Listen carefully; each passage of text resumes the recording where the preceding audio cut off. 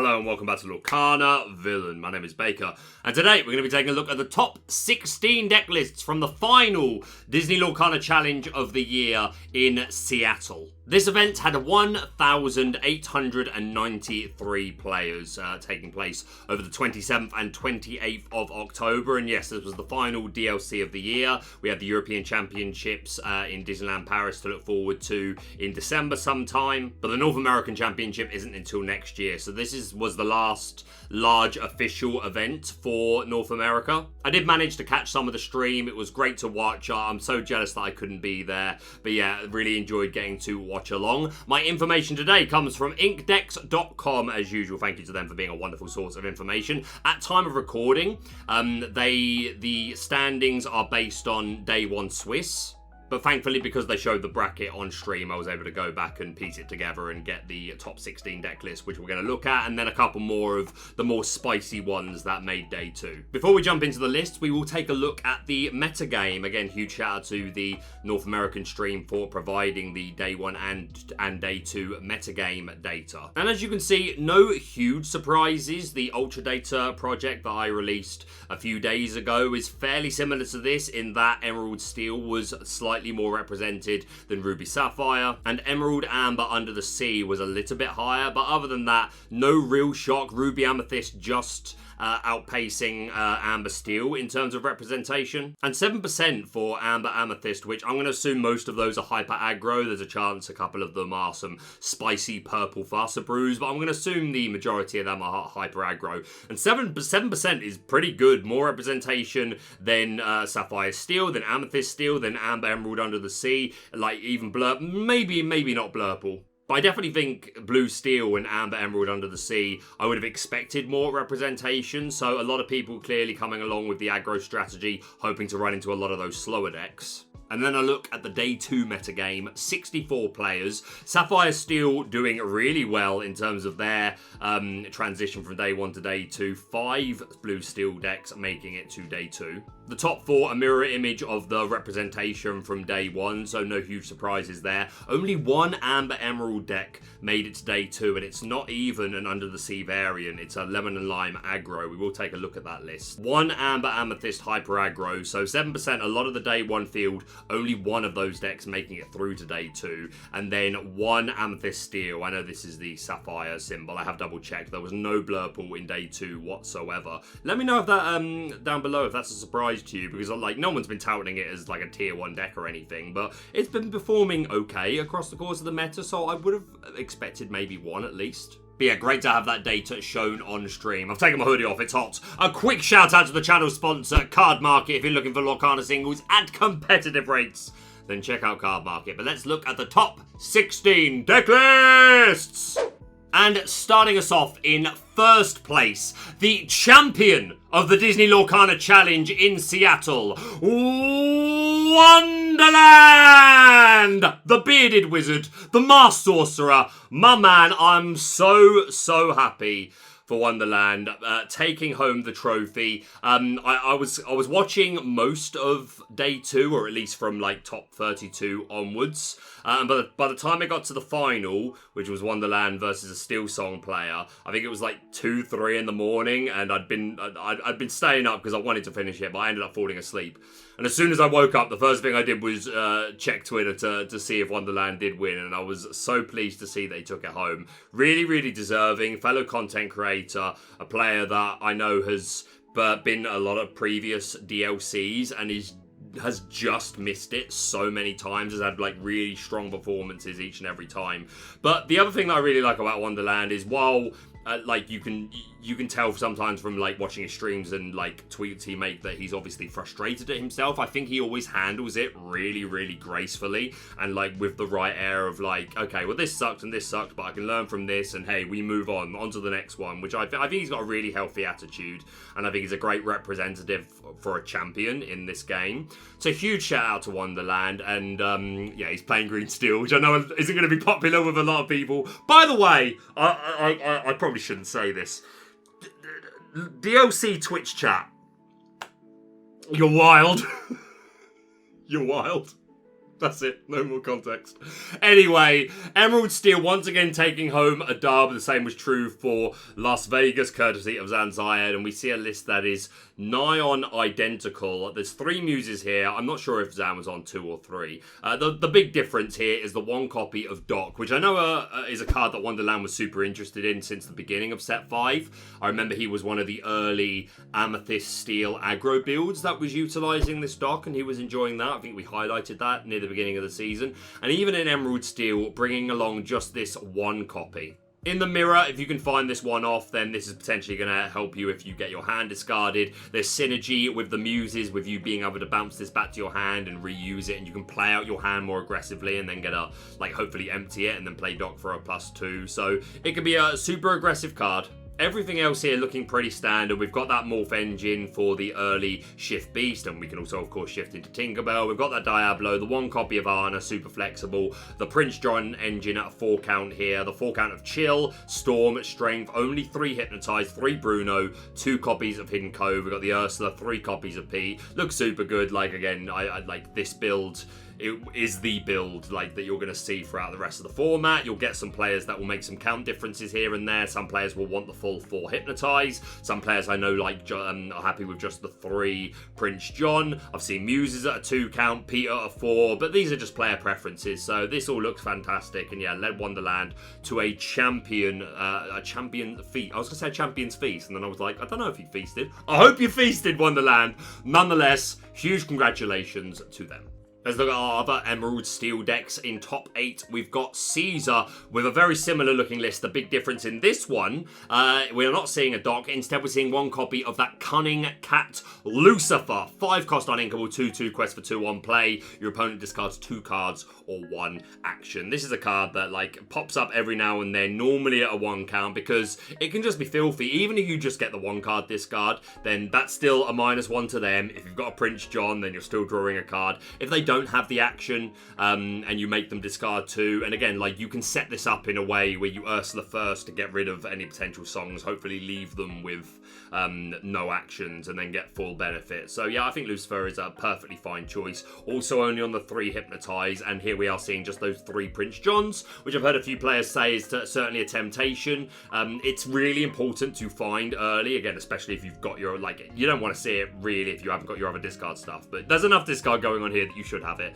But yeah, you want to find this and play it on curve, I think, a lot of the time. But generally, you don't need more than 1. 4, from what I hear, feels cloggy at times. So some players just opting for the 3. But again, it is so important that I think it's perfectly reasonable to go 4 as well. But yeah, also the second Arna here. But yeah, looking super good. Congratulations to them. And our third and final Emerald Steel list in top 16, we've got Jesse. The 2-line special, super neat, looks really consistent. The full 4 count of the Hypnotizes, Brunos, for Pete, for Prince John. We're playing 3 copies of the Tinkerbell, and I really like the 3 Hidden Cove. It seems so often whenever I'm watching Emerald Steel matches or I'm playing against them, the Cove is something that just affects the match so much. So I like the high count, but yeah, super nice, consistent looking list. Congratulations to Jesse. Coming to second place, we have the first of 4 SteelSong lists. So a good performance from SteelSong, courtesy of Sean. The huge standout thing here is we are seeing that 4/4. Well, there's a couple of standout things, but the first one to talk about for me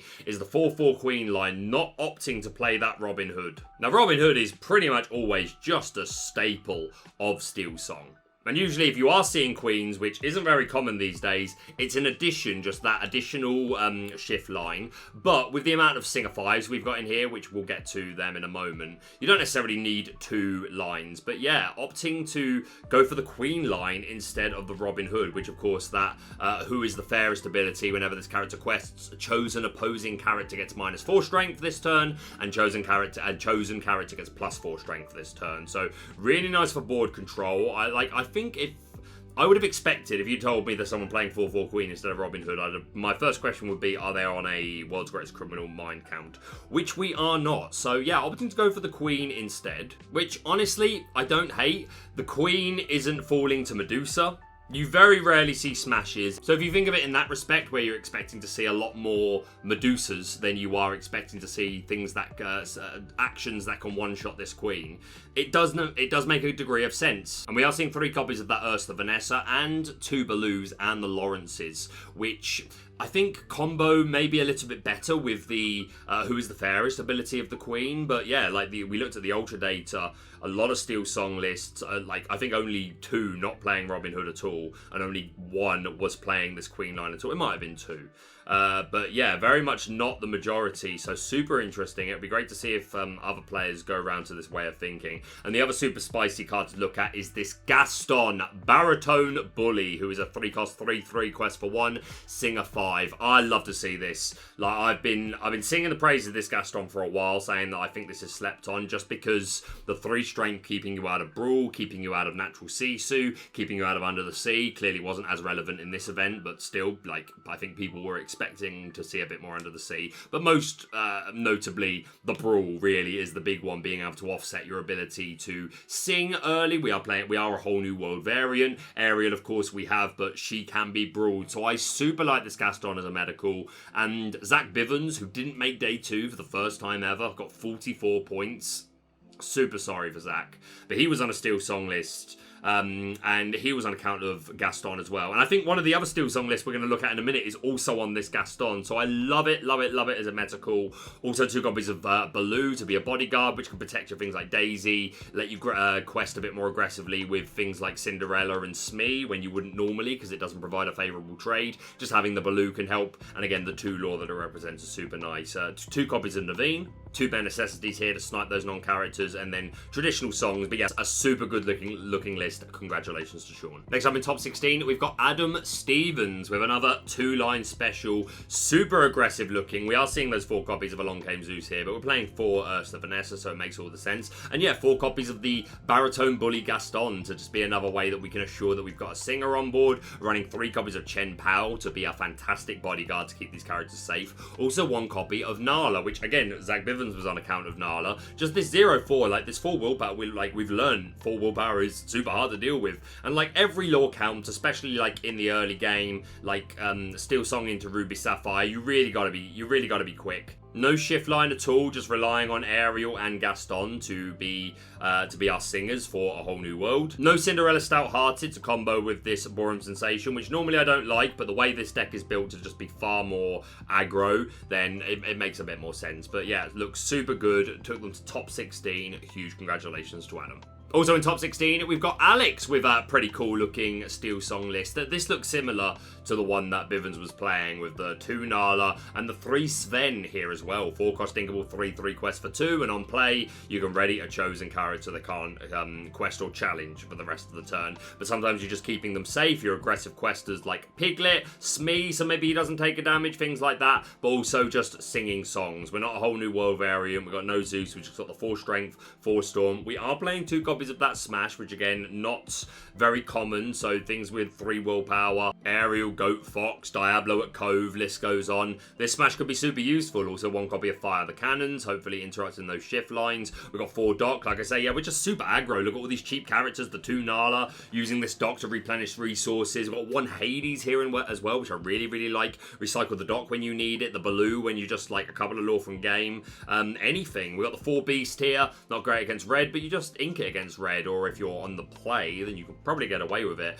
3 Bear, 2 Baboom. Yeah, this looks super aggressive, and yeah, led them to a top 16. Really liking the diversity in these SteelSong lists that we're looking at, and the last one is, again, a very different version, but congratulations to Alex. And finishing us off in top 16 on SteelSong, we have Alvin with some Steel Fusser. This is a list that I've had my eye on for a couple of sets now. I've got a couple of friends that like have been trying to make this work for a while. I say trying to make it work, like it does work. It is a cool deck, but like trying to find more success with it, I think is probably the better way of putting it.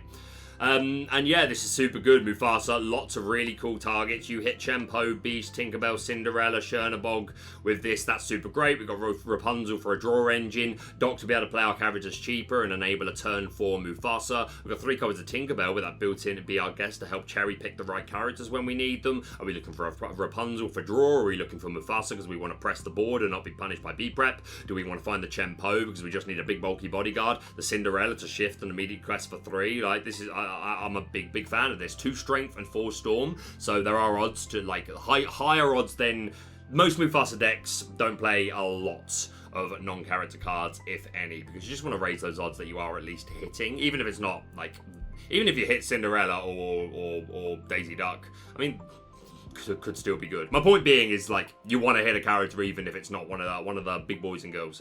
But yeah, 4 storm, 2 strength, just to have a little bit more board control. I understand 4 Pete as well to shut down those actions.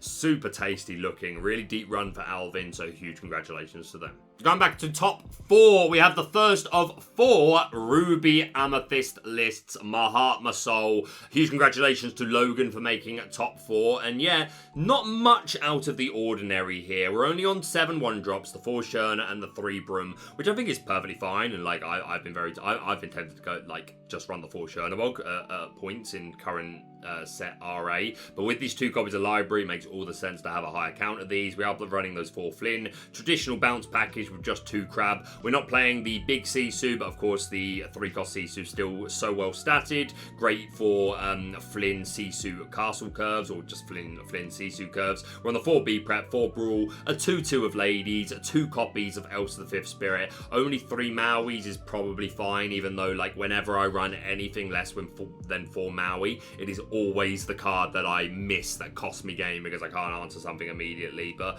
for all intents and purposes, like, it should be fine. So yeah, nothing much to say here. Like, this is a pretty traditional looking Ruby Amethyst list these days, like with the 2 castle. That's very much become normalized and looks super consistent, so congratulations to Logan.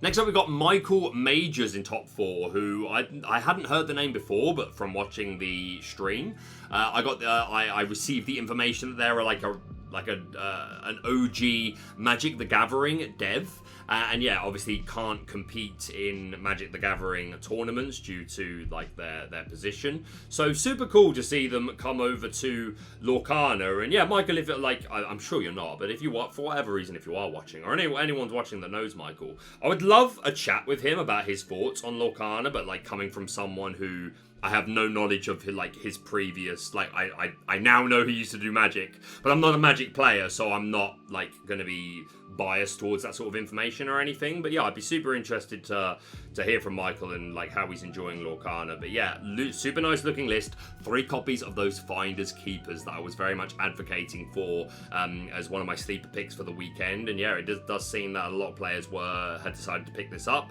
I think there's another Ruby Amethyst list that we're going to look at in a minute that was playing Finders Keepers. And also a shout out to Kendall Burdett, renowned for being one of the best Ruby Amethyst players, who was 2nd seed going into day 2, unfortunately lost in top 64. But yeah, he was 2nd seed day 1, and he was on I can't remember how many, actually, I'll double check that, but he was on a Finders Keepers count. And also worth saying, the other card that I said would be a sleeper was McDuck Manor, which I can't remember if there's any in these lists we're going to look at now, but the number 1 seed in day 1 playing Ruby Sapphire was on a McDuck Man account, so I wasn't a million miles wrong. But yeah, back to Michael's list. I super like this Finders Keepers. Everyone's saying it's an answer to Emerald Steel, and yeah, I do think that's one of the big things that's prompted it. It gives you a better matchup into Emerald Steel. It gives you more outs to like get back in the game, I think is probably the best way of putting it.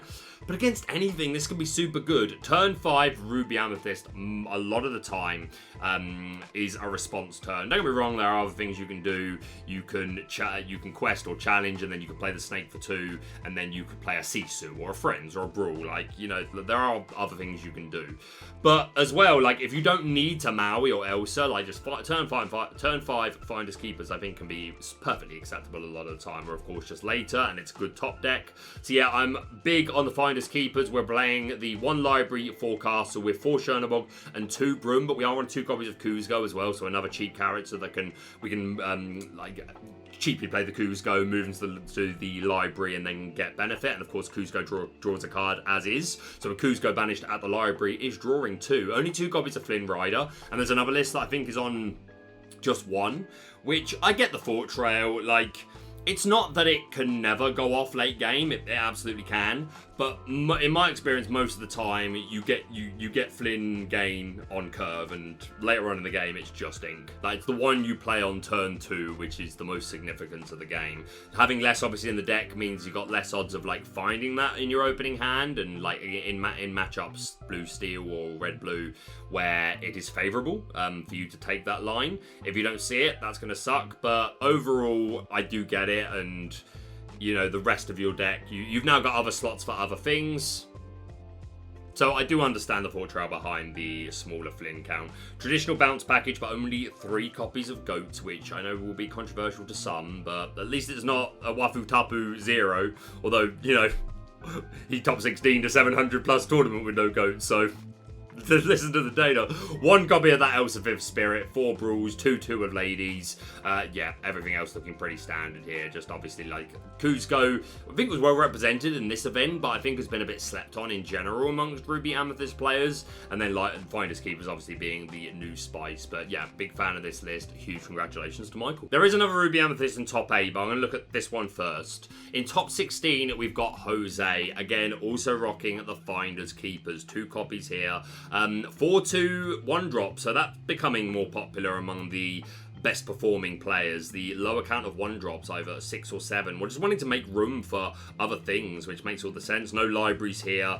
2 of Ladies, just 1 copy of Crab. We're on the full 4 Flynn. But yeah, the main difference, new spice here being the Finders Keepers. And the other big takeaway is the amount of these Ruby Amethyst players that have dropped the 8-drop Sisu. So certainly something to take into consideration. Also the full 4 Elsa 5th Spirit here, which I don't hate. This is a super good card. In fact, like, if this was me, I'd be so tempted to run a Spirit of Winter. But I just like the Spirit of Winter card. I think it's cool. But yeah, huge congratulations to Jose. And our final Ruby Amethyst list in top 8, the absolute spice. We've got Jonathan Ball with this hyper aggro version, but like not playing many hyper aggro-esque characters. Like there's no Simbas or Pinocchios here, none of these like low cost uninkables that quest for a whole lot. Like the first row is very traditional. We've got 4/4 of Brums and Chernobyls, and we are on a 4/4 location count as well. So more libraries to go with these 1-drops. 4 copies of Kuzco, again just assuring we have a curve, more cards that are going to draw us cards. We just want to get through the deck and find our important cards. Just 1 copy of Flynn, again similar to what I said not long ago. This is sort of playing that, hey, if I get this in my opening hand, then great, I will play it on my opening curve. But outside of that, I'm not interested in putting this card down, which makes sense. Like it works well with the Sisu and obviously the Maui, but we're not playing any Ladies here. There's not a lot of really high strength characters here. There's a couple, again, Sisu and Maui can be enough, and even just the Goat could be enough.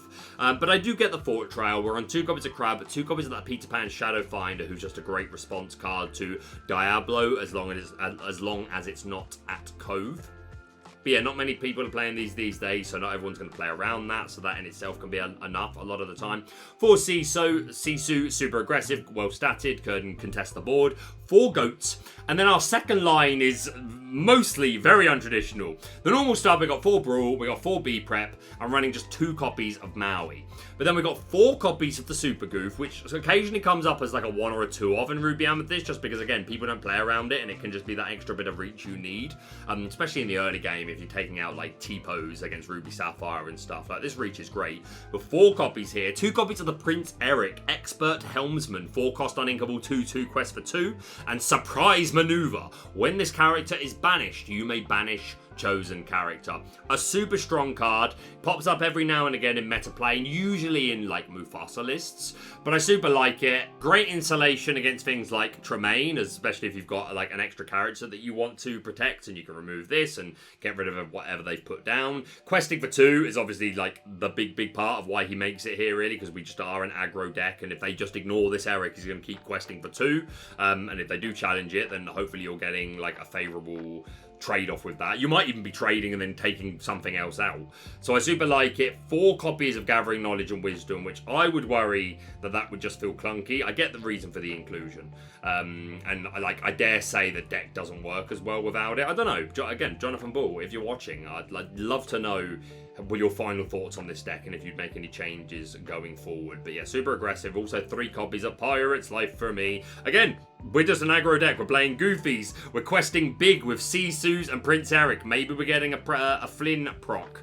And then Gathering Knowledge and Wisdoms, Pirate's Life, Stealing Law as well. The Steel Law part as well. Like, that is so relevant against other decks that are trying to race you. And then 4 Amethyst Chromicon is our draw. I was going to say our one and only draw engine. That's not true. We got locations, we got the 1-drops, but we're not playing friends on the other side. We're not playing rabbits, none of that stuff. Just Amethyst Chromicon, and basically just hoping to out-tempo the opponent. Odds are, especially in mirror matches or like any matchup where they've got like Amethyst draw, then they're going to have more cards than you. But I think the idea is just out-tempo, and you've got more characters that are cheaper.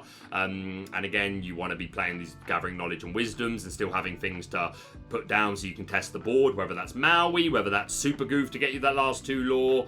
Yeah, this list looks so cool. I'm really keen to try it. Huge congratulations to Jonathan. Going back to top 8 for the first of 4 Ruby Sapphire lists, and the most unique of the 4, we have Jacob. And yeah, the first thing that you may have noticed immediately from looking at this list is no Lucky Dime, which was, I think, nearly unheard of not too long ago. But not too long ago, it was Wafu Tapu over in France at the Lorc Quest events, who topped with Ruby Sapphire with no dime. So the precedent had been set. But then there's another thing to notice. No songs whatsoever. No B-Prep. No 1 jump ahead. No how far I'll go. This deck faces Emerald Deck, looks at Ursula and laughs in her face. You are never, ever getting a hit off against me with your Ursula, which that will have absolutely been a contributing factor. Like, knowing, and you can mulligan more aggressively as well, because like you can't really mulligan aggressively with Ruby Sapphire. I learned that the hard way, especially like if you're on a song count. Because you could be so punished for it, and just in general the uninkables. But yeah, like knowing that you, and again, 4 B preps, 1 jumps, and how far goes are all uninkable. We're still on 19 uninkables, but yeah, none of them being songs. So Ursula never gonna get value. We've got 3 copies of the Queen of Hearts, that 2/2/2 with Rush, which is really good for aggro, but also can fix your math for locations. Queen of Hearts plus Scar or Maleficent, you're now dealing with a library. Queen of Hearts plus Sisu or Tamatoa, you're now dealing with the castle. So aggro is obviously a great use, but it can also just be a nice math fixer. And again, sometimes they'll play the location, not playing around certain things. No Maui in here also, but there are 3 Scar, but still no Maui at all. Goodness me. We are running 4 copies of the Chicha, who's becoming more and more popular in the red-blue decks as another draw engine for when you ink for the 2nd time in a turn, you can draw a card. Like I said, no 1 jumps or how far it goes to ink additionally, but we do have good old-fashioned Fishbone Quill. We're running 2 copies of the Great Stone Dragon to be able to ink from our characters from our discard, so another time where the early Queen of Hearts may give you value. And we're also running 3 copies of the Donald Duck Focused Flatfoot, who has that Mickey Mouse detective effect ramping from the top of the deck. So that's going to be another way that we can get Cheetah online more easily. We just ink once of a turn and then play Donald. Then we can get our draw, or we ink with Great Stone Dragon and play Donald, and then we don't even need to deplete our hand. So that's pretty cool. But again, like just the 2 lore, so relevant, especially when we're not running Lucky Dime. Like 2 lore characters are going to be super important. So yeah, I like these Donald, and then 3 copies of Scar. We're not running B-Prep, so we are often relying on this Scar to clear the board on turn 5, courtesy of an early Fishbone Quill. We are on the 4 Sisu and also 4 of the Daring Visitor to be a shift option. 1 Ku's going 2 Hideaway, so a lot of counters for locations and opposing dimes. And then yeah, the 4 Ice Block, 4 traditional items, but 2 copies of that Fang Crossbow. 1 copy is becoming more and more normal, but I like the 2. Like I learned another thing I learned the hard way of how good this is in the mirror. And even outside of banishing your banishing dragons, just the -2 to strength helps get more things into the range of Brawl and Sisu, especially because quite often you end up popping your ice blocks with Flavisham, so Fang Crossbow is a nice consistent way to do it. No Medusas in here either, I should have said earlier. So, yeah, really, really interesting. Not playing the 3 of the cards that many would call absolute staples. No T-Pose as well, but T-Po's popular, but I've seen a few lists not play the T-Po. But yeah, really cool looking list. Took them all the way to top 8. Congratulations to them. Going into top 16, we've got Justin. A lot more traditional looking here. We're running 3 How Far I'll Go, 3 B Prep. Just 1 copy of 1 Jump Ahead. I respect you. Still wanna... Like, I still think it's optimal to lower your song count. Even, like, songs are good, but with so much Emerald around, I think, like, you are so punished by the early Ursa if you're not able to get these songs out of your hand. So while I wouldn't drop them completely, but I respect the lower count. We're running 2 Develop Your Brain along with the 4 Vision of the Future. I really like as well. Important to find key pieces when you need them in this deck.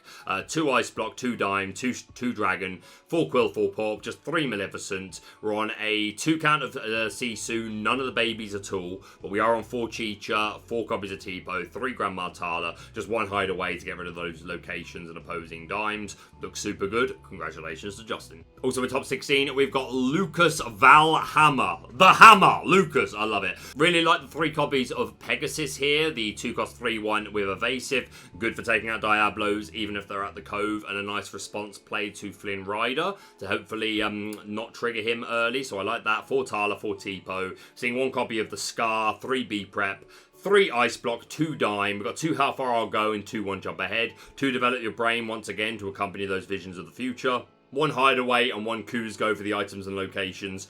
3 Medusa, 3 Maui. It looks pretty traditional. It led them to top 16. Congratulations to the Hammer. And our final Ruby Sapphire list in top 16, we've got Joshua. They're on the 1 copy of Fan Crossbow, just 2 copies of Ice Block, 2 Dime.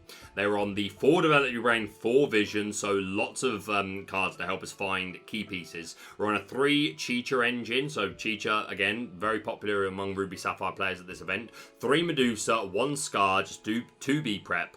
The main spice here is the 1 copy of Vanellope von Schweetz. 4 cost uninkable, 3/3 quest for 2. Rush and Pixlexia. When you play this character, she gains Evasive into the start of your next turn. Wossi will be pleased to see this. This was in the Ultra Data. 1 player in, I think, 30... It was around 35 Ruby Sapphire lists that we took data from for Ultra Data. But all these lists being from top 8 lists of events from 30 players or more. And yeah, just 1 person was running this Vanellope. And it is a great answer specifically to Diablo at Cove. Especially because not enough people are playing this. They're not going to play around it. They're going to put their resources into playing the Diablo, moving it into Cove, thinking that you don't have an answer. And then if you play this on turn 3 after like a turn 2 Tipo or something, or turn 2 1 jump, then that can really shut them down. So I like the inclusion, and again, uninkables can always be forgiven. Their inclusion is forgiven's the wrong word. You can justify their inclusion a bit more when you're running things like Fishbone Quill. Other than that, looking pretty standard. Huge congratulations, Joshua. And our final list from top 16 in top 8, we have Sean with some EA Tempo. Just win the game. And just quickly mention, I forgot to highlight this at the beginning of the video, and I absolutely should have. No EA Tempo on this whatsoever. It's in others. EA Tempo is others. How far we've fallen. That was a huge shock, and I saw a lot of people like mirroring my sentiments. Yeah, EA Tempo is others. Who'da thunk it? But 2 of them made it through to day 2, and 1 of them going all the way to top 8. And what spice! Oh, juicy! Right, let's look at the normal stuff first. We got 2 Cogsworth, 3 Rafiki, 4 Clarabelle, which I hate is normal, but it is pretty normal these days. VA Tempo, I'm joking. I like this. I don't hate this toolbox idea, and I think it's actually justified a lot more with this build, and we'll get there. The bounce package, we've got 4 Snake, 4 Fox, 4 Goat, and 4 Rabbit. We're running 2 copies of Peter Pan, Shadow Finder. Again, a nice way to deal with Diablos. We've got 3 copies of Hiss. Another way to deal with Diablos will just be an annoying quester for ourselves. 4 copies of Elsa Fifth Spirit. 2 copies of that Bell Accomplished Mystic, who on play allows you to move up to 3 damage counters from one character to another. 2 Ursula, Sea Witch Queen, really nice for shutting down songs. An aggressive quester out of nowhere, and of course running the 4 copies of the 2-drop Ursula, so it makes all the sense in the world. 2 copies of the Light on Her Hooves Clarabelle to go with these 1-drops, and these 1-drops, even without shifting, could be super good for getting rid of items and just as a cheap character sometimes, just get your Fox online or whatever. 4 friends on the other side, 2 Kit Cloud Kicker, and then less common but less shocking to me is the 2 copies of Pinocchio. Really has fallen off, but I'm still a big fan of Pinocchio. I know we've got Elsa, who like she ticks a lot more boxes. But Pinocchio, the ability to do this on turn 2 to get benefit from your turn 1 Rafiki, I think is super good. Higher odds that you can make plays where you like play the Pinocchio, exert something, and then bounce it back to your hand with the Fox, and then you can reuse this. Again, you can do that with Elsa, but obviously Pinocchio only costing 2. The possibilities are greater, in my opinion. So yeah, Pinocchio not often seen, but not a surprise to me. But 3 huge surprises to moi, and I'm sure the majority of the community. First of all, we've got Anna, 3-cost uninkable, 1/3 quest for 1 and growing powers. When you play this character, each opponent chooses and exerts one of their ready characters. Now this is a super cool ability, and obviously it gets round Ward, and it is a nice potential way to make them exert the Prince John. The problem with this, and like there's a steel action like Trident's Decree or something like that, which each I think it's each player chooses a character to take 2 damage, or your opponent, one or the other. But there's no guarantee that the Prince John is going to be the only thing on the board. Quite the contrary, I very much doubt he's going to be the only thing on the board. But because we are running Pinocchio Rafiki, I think there's better odds to be able to curve this and then hopefully assure that when you play the Anna, that there might not be another character to go with the Prince John. It's not a sure thing by any means, but just having access to this Rafiki Pinocchio curve will make a difference sometimes, and sometimes that'll be the only character. You'll take out their only other character. They'll still want to play Prince John on 3. They're going to have no reason to think that you've got anything to stop them, even though it's their only character. Not on turn 3. Or even turn 4 if you're on the play. And then you're going to play Anna, and they're going to cry. Only the one-off concerns me, how often you're seeing this. And again, I have no guarantee that any of these players watch my content, but for those that might, Sean, if you're watching, I love the spice. It's great to talk about. I would love to know how many times Anna fulfilled what I assume is the main purpose. And don't get me wrong, she can do other, it doesn't have to be specifically for the Prince John. It's still just an exert ability, and if they've only got 1 character, then they have to exert. And in a minute, we're going to come to another character who does benefit from us being able to exert the opponent, the Beast. So that may also be a factor. But nonetheless, I'd love to know how often this Anna was useful, and how many times did it get the Prince John. But don't get me wrong, I'm sure that's not the only need for it necessarily, and the only time it can prove valuable. So let's go straight on to the next card. We've got the 6-cost Beast Relentless, 4/5 quest for 2.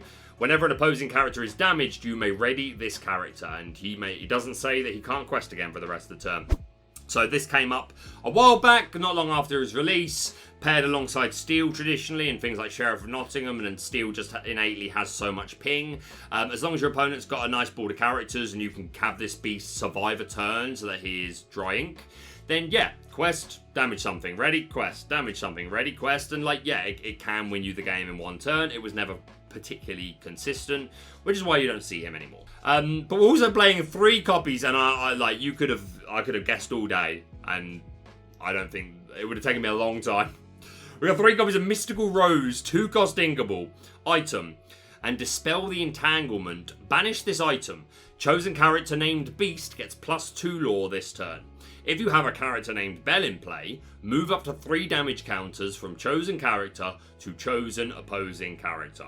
So if you have a Beauty and the Beast, if you have both, you do both of these. It's like the lamp that has different abilities based on genies and Jafars. And if you have both, you get both. So yeah, if we've got a Belle and there's damage somewhere, then we can banish this and move 3 damage. Pretty cool. Not sure how often it's coming up, but cool. But giving this beast an extra 2 lore to make him a 4 lore quester, suddenly now that reach is insane. The problem is, because we're not steel, we don't have any ping damage. So to do damage to re-ready, we are fully reliant on challenging. But that's where you see the use for more characters that exert characters. We've got the 4 Elsa, traditional, but yeah, seeing the 2 Pinocchio and the Arnett Hay, even if they're exerting a character which isn't like a preference target, sometimes it's just about readying a character. And you quest with Beast, and maybe the character that they ready only had, like, maybe it's got 2 willpower, and we can challenge it with Cogsworth or Clarabelle to re-ready the Beast, and yeah, like, I get the reasoning why. I'm a little shocked to see it make top 8, but I absolutely love it. It's so interesting to talk about. Who is looking at this list and is like, oh, I need to give this a go. I need to see if there's something there, because like just making day 2 with this list is a heck of an accomplishment. Taking it all the way to top 8, going through multiple day 2 bracket rounds against some of the best players in the room in the world. Like, you don't do that without having, like, and it can't all be skill. Like, the deck has to do some of the lifting. At the end of the day, these Mystical Roses could have just been ink a lot of the time. So could the Beast. And, like, EA Tempo could just do EA Tempo things, which we already know is good. Oh, so obviously the Ursula can exert opposing characters. Forgot to mention that. And if I don't say it, I know someone will.